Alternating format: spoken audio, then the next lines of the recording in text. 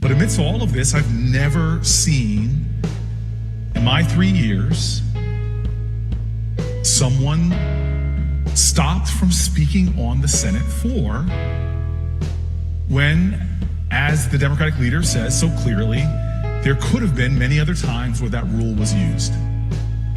And that's a frustration to me. But what makes this more of a frustration is the context in which tonight it happened. You see, Senator Warren stood up and was speaking out with a passion about this nomination. And in the midst of her speaking her truth, in the midst of her speaking her heart, she was stopped as she read something into the record that had been there for decades.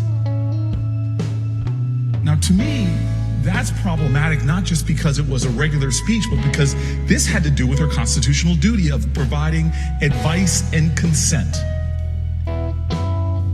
And she wasn't just quoting some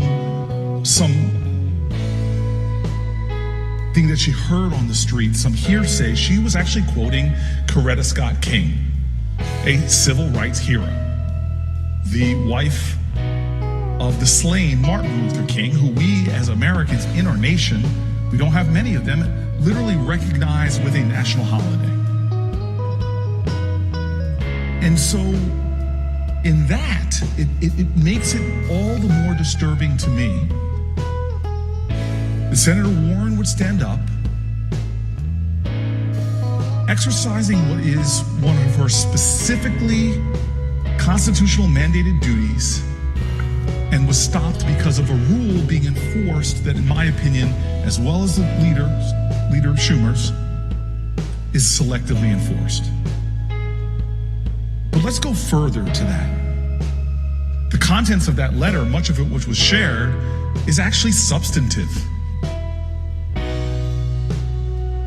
and has bearing on the thoughts and feelings of many people in the Senate. I was raised by a family who made it very clear to me something that I think it was Elie Wiesel said, that the opposite of love is not hate, it's silence. That is a profound sin, to witness injustice, to see something wrong and to simply be a bystander, to not speak up. What I respect about many of my colleagues, even those who I disagree, what I respect about Senator Warren is that they embody that tradition that I was taught by my parents, to speak truth to power, to speak truth even if your legs are shaking, even if your voice quivers, you speak truth. You do not be a bystander. You do not sit in indifference.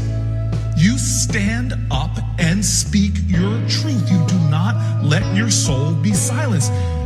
We are here as a country because at times of great moral injustice, people didn't remain silent.